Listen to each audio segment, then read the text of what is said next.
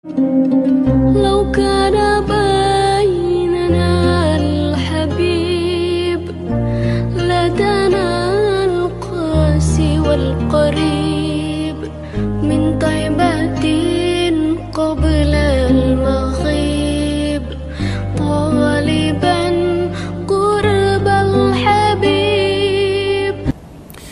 Ustaz, perbuatan bid'ah adalah sesuatu yang tidak ada contohnya dari Rasulullah SAW dalam soal ibadah. Kalau soal dunia, tradisi dan sebagainya, apakah boleh?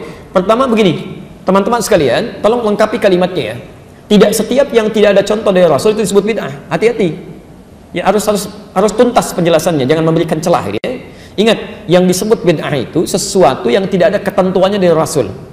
Ketentuannya ada 4 sifatnya. 1, ada dalilnya, ada contohnya. Seperti sholat, jelas ya. Kedua, ada dalilnya, contohnya sementara, seperti kunut. Ya. Yang ketiga, ada dalilnya, cuma contohnya nggak ada. Awas, hati-hati. Jadi tidak setiap yang tidak ada contohnya itu disebut bid'ah. Sepanjang ada dalilnya, walaupun tidak ada contoh, sepanjang Nabi mengisyarat untuk mengerjakan itu boleh.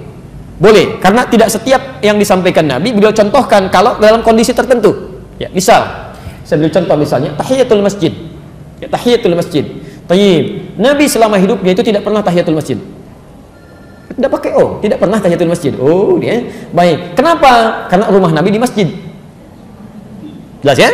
Rumah Nabi di masjid. Wa baiti huna, dan rumahku di sini, kata Nabi. Karena itu beliau selalu sholat di dalam rumahnya, begitu iqamat baru keluar jadi imam. Jelas ya?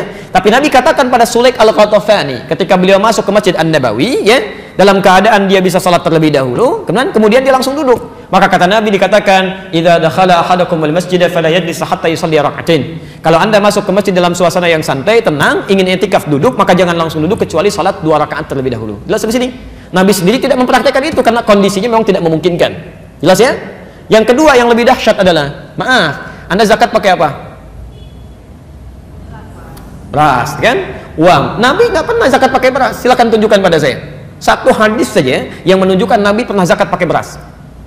Jangankan hadis sahih, di hadis palsu pun nggak akan ada. Anda cari sampai kiamat kurang 2 hari nggak akan ditemukan. Ya, sehari lagi buat berpikir kita untuk apa nyari gitu kan?